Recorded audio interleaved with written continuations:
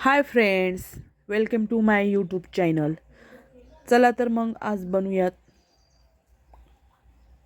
घरगुती डोसा. मी येथे घेतलेले आहे 1 ग्लास रेशनचा तांदूळ, 1 ग्लास वाडा कोलम तांदूळ आणि 1 ते 1.5 वाटी उडीद डाळ घेतलेली आहे. तुम्ही बघू शकता. नंतर त्यामध्ये मी ॲड केलेले आहे 1 चमचा मेथीचे दाणे. त्यामुळे एक नवीनच फ्लेवर येतो आणि पौष्टिक पण असतंच मेथीचे दाणे ॲड केल्याने. मग हे सगळं मिश्रण एकत्र करून 3 ते 4 पाण्याने स्वच्छ धुवून घ्या. जसे की तुम्हाला व्हिडिओमध्ये दिसतच असेल. 3 ते 4 पाण्याने मी स्वच्छ हे धुवून घेतलेलं आहे. तुम्ही बघू शकता. त्यानंतर मग त्यामध्ये स्वच्छ नितळ पाणी ॲड करून ते मिश्रण 5 ते 6 तास झाकून ठेवा. मग मिक्सरमधून बारीक करून रात्रभर ते मिश्रण तसेच झाकून ठेवा. मग सकाळी त्यामध्ये मीठ, जर की मिश्रण घट्ट असेल तर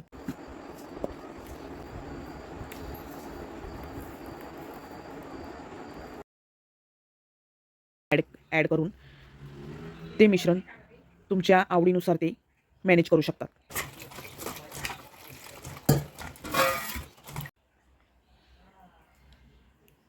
मग ह्या डोस्याबरोबर आपण बनवणार आहेत बटाट्याची चटणी.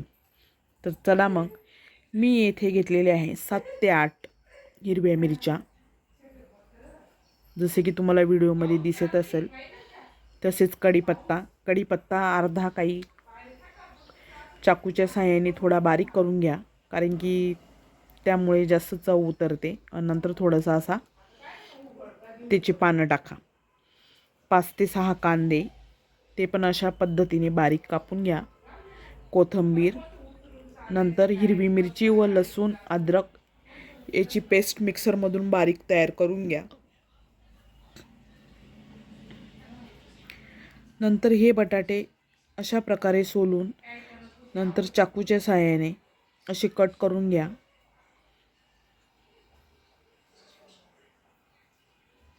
त्यानंतर कढईत 3 ते 4 चमचे तेल, मग त्यामध्ये 1 चमचा मोहरी, 1 चमचा जिरे, मिरची अद्रक लसूणची पेस्ट, कढीपत्ता, मग कांदा, हळद, मग उकडलेले बटाटे टाका. चवीनुसार मीठ. 5 ते 10 मिनिट वाफेवर होऊ द्या. नंतर गॅस बंद करून द्या.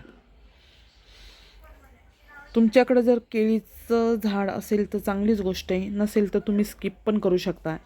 येथे मी तुम्हाला दिसतच असेल व्हिडिओमध्ये, आमच्याकडं केळीचं झाड आहे, त्यामुळे मी केळीचं पान घेतलेले आहे. कारण की त्या केळीच्या पानाचा स्वाद खूप छान असतो. त्यामुळे स्वच्छ धुवून घेतलेलं आहे केळीचं पान. त्यानंतर अशा प्रकारे कट केलेलं आहे आणि ते ताटामध्ये असं डेकोरेट केलं. त्यानंतर एक छोटीशी ट्रिक सांगते तुम्हाला मी. जर तुमच्याकडं डोसा करण्याचा तवा किंवा पॅन नसेल तर तुम्ही आपला घरगुती तवा पण यूज करू शकता डोसा बनवण्यासाठी. ते जसे की आपण पहिल्यांदा डोसा बनवतो तर तो चिकटतो त्या तव्याला. तो चिकटायला नाही पाहिजे म्हणून तर तुम्ही त्या तो तवा कडक तापू द्या. त्यानंतर त्याच्यावर थोडंसं तेल टाका आणि असा कांदा घ्या आणि आडवा कट करून घ्या आणि असं चाकूच्या साहाय्याने गोल गोल फिरवा त्या तव्यावर. यामुळे त्या कांद्याच्या याच्यामुळं जसा एक कोटिंग तयार होईल, ऑइली. जेव्हा